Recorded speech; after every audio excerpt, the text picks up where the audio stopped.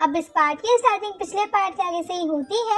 हम देखते हैं कि लिंगुन कह रहा था कि मुझसे लड़ने की गलती मत करो, तुम पहले भी मुझसे हार चुके हो। लेकिन यहाँ पर यून लिंगुन से कहता है कि अभी तुमने मेरी असली पावर देखी नहीं है, वहाँ पर तो मैंने तुम्हें कमजोर समझ लिया था। वैसे यहाँ पर यून लिंगुन से ये भी कहता है कि अगर तुम मुझे ये स्वॉर्ड बॉक्स दे देते हो तो मैं तुम्हें एक आसान मौत दूंगा। अब उसके बाद सुनने के बाद लिंगुन समझ जाता है कि यून को स्वॉर्ड बॉक्स के बारे में जरूर कुछ न कुछ तो पता ही है। अब हम देखते हैं कि यून पहले अपने 4 साथियों को अटैक करने के लिए आगे भेजता है, लेकिन यहाँ पर लिंगुन अपने एक अटैक में उन चारों को खत्म कर देता है, यहाँ तक कि उनकी बॉडी भी नहीं बची थी। अब ये देखते हुए यून खुद अटैक करने के लिए आगे बढ़ जाता है। यहाँ जब वो नीचे कूदता है तो हम देखते हैं कि उसका रूप पूरी तरीके से बदल चुका था और अब वो बहुत ही वियर्ड और खतरनाक लग रहा था। लेकिन उसे देखकर थोड़ा सा शौक था। यहाँ पर यून कहता है कि क्यों शौक हो गए ना, इस बार मुझे पता था कि मैंने पहली बार तुम्हें थोड़ा कमजोर समझ लिया है, इसलिए इस बार मैं वो गलती नहीं दोहराऊंगा, क्योंकि इस बार मैं अपने साथ आर्ट ऑफ एनिमिलेशन टेक्निक को लेकर आया हूँ। इस बार तुम मुझसे नहीं बच सकते। अब हम देखते हैं कि अब वो फिर से अटैक कर रहा था, लेकिन लिंगुन उस अटैक को डोज कर लेता है और थोड़ा सा पीछे आ जाता है। इस चीज पर यून कहता है कि क्या तुम्हें मुझसे फाइट नहीं करनी है, जो सिर्फ मेरे अटैक से बचे जा रहे हो।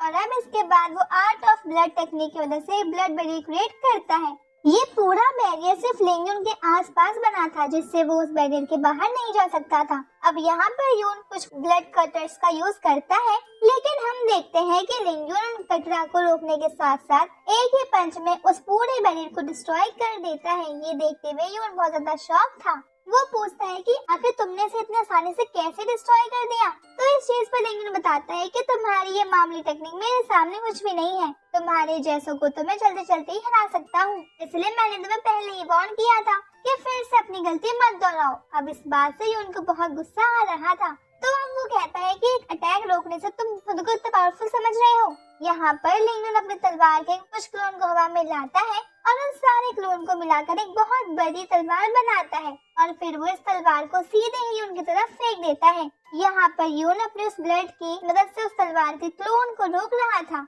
लेकिन इसकी एनर्जी बहुत ज्यादा थी, पर फिर भी वो उसको रोक लेता है और सीधा ही लिंगुन की तरफ अटैक करने के लिए आगे बढ़ जाता है। लेकिन इसे देखते ही लिंगुन तुरंत वहाँ से जंप करते हुए दूसरी साइड आ जाता है और यहाँ पर आने के बाद वो अपनी उस नई टेक्निक का इस्तेमाल करता है। यहाँ पर वो एक बहुत बड़ी टोर्नेडो वेव बना रहा था, लेकिन यून भी कुछ कम नहीं था। वो अपनी उस ब्लेड को सिर्फ बोर्ड बनाकर उस वेव के ऊपर से आता है और अपनी उस ब्लेड को फेंकते हुए यहाँ लिंगुन पर अटैक करता है। इस चीज को देखते हुए लिंगुन अपनी फ्लावर एनर्जी का यूज कर रहा था, जो उसके ब्लेड को रोकने के लिए, लेकिन ये ब्लेड भी बहुत पावरफुल थी। वो उस एनर्जी को काटते हुए आगे बढ़ जाती है और सीधी लिंगुन को लगती है और लिंगुन दूर फेंक जाता है। मगर लिंगुन के अटैक की जो फ्लावर एनर्जी थी वो भले ही उस तलवार को ना रोक पाई हो, लेकिन पीछे की तरफ जाकर सीधा यून को लगती है और यून दूर फेंक जाता है। लेकिन इसके बाद सबसे पहले यून ही खड़ा हुआ था। वहाँ पर लिंगुन को बहुत ज्यादा पेन हो रहा था, साथ ही उसके मुंह से खून भी निकल रहा था और वो कह रहा था कि इस अटैक के बाद मैं खड़ा नहीं हो पा रहा,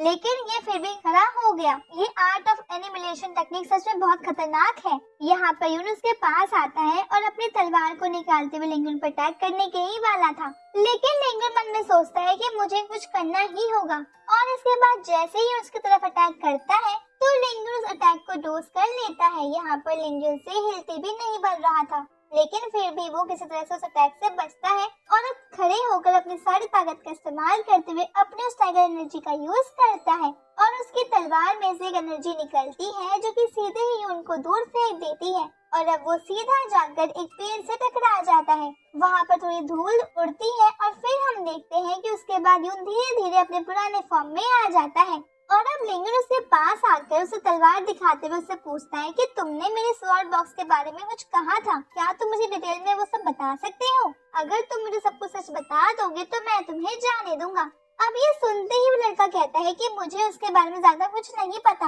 बस मैंने इतना पढ़ा था कि वो किसी जी युआन नाम के बहुत पावरफुल आदमी का स्वॉर्ड बॉक्स था। वो आदमी तो ज्यादा पावरफुल था कि वो दुनिया को जीतने चला था। वो चाहता था कि पूरी दुनिया पर वो ही राज करे। वैसे यहाँ पर लिंगुन उससे ये भी पूछता है कि आखिर इस बॉक्स की पावर को अनलॉक करने का क्या तरीका है। तो इस चीज पर यून कहता है कि वो तो मुझे नहीं पता, मैं बस इतना जानता हूँ कि इसका पता तुम्हें यहाँ कोई नहीं बता सकता, शायद इसका जवाब तुम्हें जी जुआन से ही मिल पाएगा। वैसे यहाँ शौक होने की बात नहीं है, क्योंकि असल में वो जिंदा नहीं है, बस अभी उस जगह पे ऐसी है जहाँ से लिंगुन को उसकी अच्छी खासी नॉलेज मिल सकती है।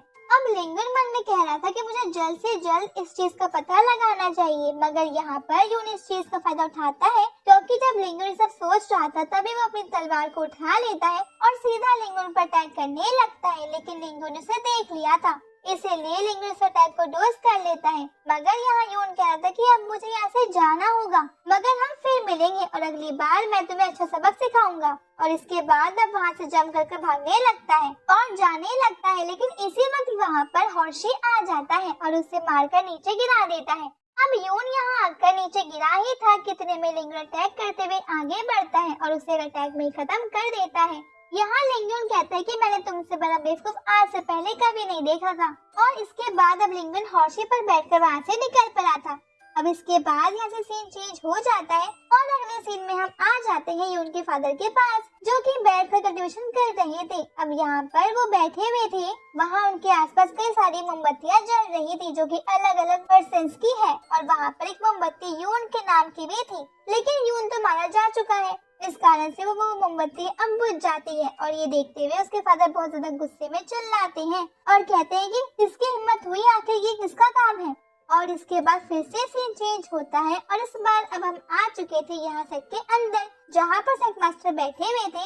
तभी यंग मास्टर मतलब कि फैंग वहाँ पर आता है और उन्हें बताता है कि ब्लड क्लाउड सेक्ट वाले लोग बहुत ज्यादा गुस्से में हैं। वो बिल्कुल पागल हो रहे हैं। अभी अभी खबर आई है कि उन्होंने कॉन्ग फैमिली को पूरी तरीके से खत्म कर दिया है और अब वो सभी लोग हमारे यहाँ पर आने के लिए आगे बढ़ रहे हैं। अब ये बात सुनकर सेट मास्टर भी थोड़े से परेशान हो गए थे। अब पहले तो उन्हें ये समझ नहीं आ रहा था कि आखिर ब्लड क्लाउड सेक्ट के लोग उनसे क्लेन की तरफ क्यों आ रहे हैं, क्योंकि अब बैटल तो ऑलरेडी ओवर हो चुका है, तो अब तो कोई कारण भी नहीं बनता है इस लड़ाई का। और अगर फिर भी बैटल रिलेटेड कोई बात होगी तो वो लोग कॉन्ग फैमिली को क्यों खत्म करते। मैंने कहा था कि इन लोगों से हेल्प नहीं लेनी चाहिए थी, लेकिन मेरी वो सुने तब ना। अब यहाँ पर फैंग पूछ रहा था कि अब हम क्या करें फादर, तो इस चीज पर उसके फादर उसे एक अंगूठी देते हैं और कहते हैं कि इसे लेकर मिंग युआन पवेलियन जाओ और उन लोगों को बताना, वो लोग मदद के लिए तैयार हो जाएंगे और यहाँ पर हमारी मदद के लिए आ जाएंगे। अब उनके बात पर हाँ करते हुए फैंग तुरंत ही वहाँ से निकल पड़ता है। अब इसके बाद सेक्टर मास्टर यही सब सोच रहे थे, तभी वहाँ पर एक और आदमी आ जाता है और कहता है कि ये ब्लड क्लाउड सेक्ट वाले लोग यहाँ पर आ चुके हैं और अब वो जबरदस्ती अंदर घुसने की कोशिश कर रहे हैं, आपको साथ चलना चाहिए। अब इसके बाद सीन चेंज होता है और हम वहीं बाहर आते हैं जहाँ पर कुछ लोग अभी इन ब्लड क्लाउड सेक्ट के लोगों को रोक रहे थे, मगर यहाँ पर उस सेक्ट के मास्टर उन पर गुस्सा कर रहे थे और कह रहे थे कि तुम हमें रोकने की कोशिश मत करो वरना अच्छा नहीं होगा। अब हम देखते हैं कि सेक्ट मास्टर यहाँ पर आते हैं और आकर कहने लगते हैं कि क्या हुआ, तुम लोग यहाँ पर क्यों आए हो। तो इस चीज का ब्लड क्लाउड सेक्टर के मास्टर उन्हें सारी बात बताते हैं और कहते हैं कि आप लोगों ने ऐसा क्यों किया, इस चीज का बदला ब्लड क्लाउड सेक्ट लेकर रहेगा। लेकिन अब सेक्ट मास्टर कहने लगते हैं कि हम ऐसा क्यों करेंगे, हमारी तो उससे कोई दुश्मनी भी नहीं थी, शायद आपको किसी ने गलत खबर दी है।